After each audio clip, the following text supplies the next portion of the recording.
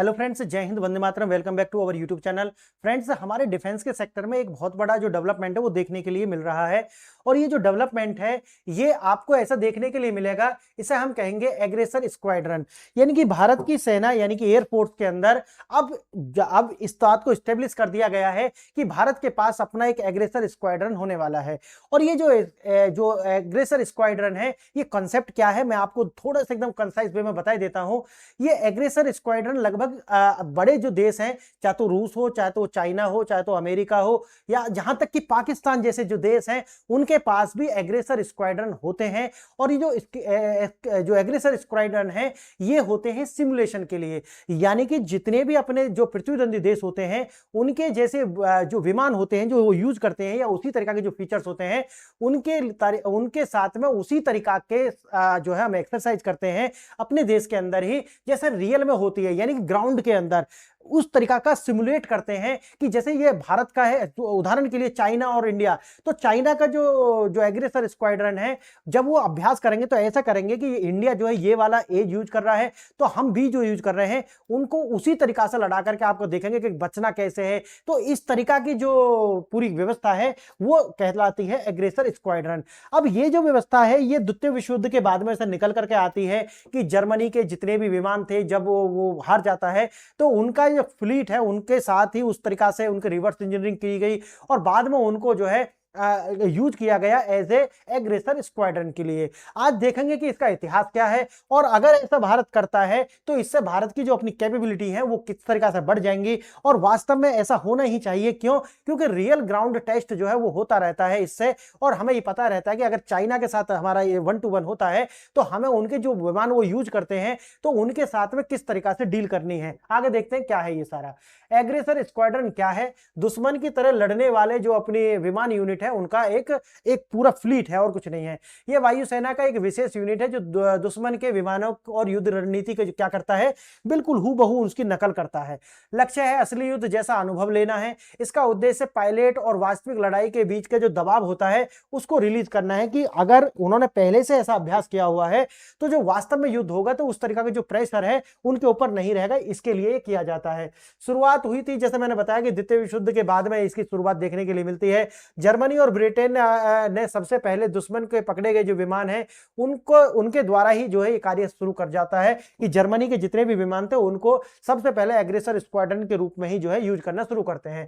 दुनिया भर में एग्रेसर स्क्वाड्रन जैसा कि मैंने बताया है कि अमेरिका के पास में टॉप गन इनका जो आता है वो आता है 1969 के बाद में, जब ये वियतनाम हार जाते हैं। तो वियतनाम बार जब हारते हैं ये तो इनको पता हो चलता है कि नहीं यार, हमारी जो नेवी है, जो हमारी एयरफोर्स है उस तरह की कैपेबिलिटी नहीं रखती, इसलिए उन्होंने बनाया था टॉप गन नाम से ये जो है एग्रेसर स्क्वाड्रन। आगे देखते हैं।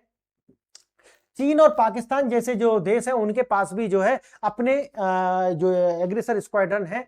भारत में कोई समर्पित स्क्वाड्रन नहीं था, लेकिन इसके लिए जो है अब ये गठित कर दिया गया है और हमारे पास भी अब जो एक एग्रेसर स्क्वाड्रन होने वाला है। देखते हैं आगे इसमें क्या है। आज युद्ध मैदान धरती नहीं बल्कि आसमान में होने वाला है, इसीलिए एक एग्रेसर स्क्वाड्रन हमारे पास होना चाहिए, ये जरूरत है। अब एक सेना की ताकत उसके फाइटर जेट्स, ड्रोन्स और हवाई युद्ध की क्षमता से ही मापी जाती है। जमीनी लड़ाई का जो समय है वो जाता रहा। अब तो जो जमीनी लड़ाई है वो तब आती है जब हमको जमीन कैप्चर करनी हो, तब हमें जो फुट ग्राउंड सोल्जर्स जो होते हैं उनकी आवश्यकता तब पड़ती है। बाकी लड़ाई कौन जीतेगा ये तो हमारी जो एयरफोर्स है वही तय करने वाली है। आगे देखेंगे इसमें।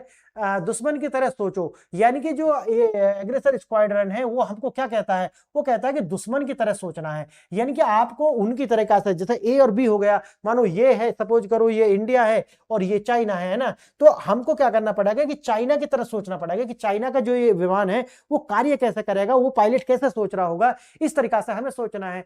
यह वायुसेना की एक विशेष इकाई है। यथार्थवादी प्रशिक्षण के लिए दुश्मन की जो रणनीति है उसके साथ उसका अनुकरण या फिर सिमुलेट उसी के साथ में करना है। लक्ष्य क्या है? वही है कि पायलट पर जो एक अप्रत्याशित दबाव ना आए उस समय में जब वो वास्तव में युद्ध हो रहा हो, पता होना चाहिए। ठीक है, हमने पहले भी ये किया हुआ है। DACT वही है, डिसिमिलर एयर कम्बैट ट्रेनिंग जो है ये इसके साथ इसको परीक्षण करते हैं कि भाई पहले से ना हो कि उन्हें पता ही ना हो कि भारत की या चाइना की क्षमता क्या है। आगे देखना है। शुरुआत कहां से होती है? वर्ल्ड वार 2 के बाद में आप जानते हैं कि जो जर्मनी के जो पकड़े गए थे विमान, जिनका नाम था ट्यूरिंग जर्कर्स जो है, उनके साथ में जो है रिवर्स इंजीनियरिंग करके उन्हीं के साथ में इस तरह की स्क्वाड्रन बनाई जाती है। और बाद में जाकर के जो ब्रिटेन है वो इससे जो है फैमिलियराइजेशन प्रोग्राम चलाता है, ताकि वो फेमिलियर हो सके कि भाई ये जो विमान होते हैं दुश्मन देश के, उनके साथ में लड़ाई कैसे करनी है, इसके नाम से। लेकिन बाद में आप जानते हैं कि अमेरिका जो वियतनाम वार में हारने के बाद में उन्हें पता चलता है कि जो है ये जो एग्रेसर स्क्वाड्रन है वो कितने ज्यादा जरूरी है, एक सिमुलेशन क्रिएट हो जाए उससे पहले तो बेहतर है। तो इसीलिए उन्होंने 1969 में टॉप गन नाम से जो है ये जो एग्रेसर स्क्वाड्रन है इसका निर्माण किया, और उसके बाद में उन्होंने इसको लेकर के काफी जो है प्रशिक्षण किए। परिणाम वही निकल कर आता है कि अमेरिका के जो पायलट है वो युद्ध में कौशल हो जाते हैं, और ऐसा करने से जो है आपको एक मॉरल बूस्ट कहिए कि आपको पता होता है कि यार उस देश के जो पायलट है वो कैसे सोचते हैं, वो उसकी जो ट्रेनिंग है वो इनको हो जाती है।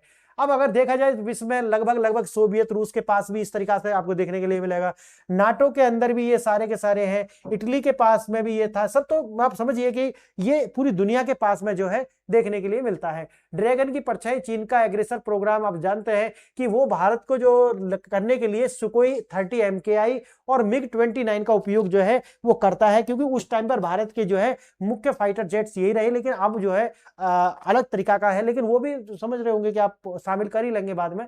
यह भारत के लिए एक सीधा सीधा और गंभीर रणनीतिक खतरा है, क्योंकि उनके पायलट लगातार हमारे विमानों की तरीका से क्षमता जो है वो बढ़ा रहे हैं और उसी तरीका से सोच रहे हैं।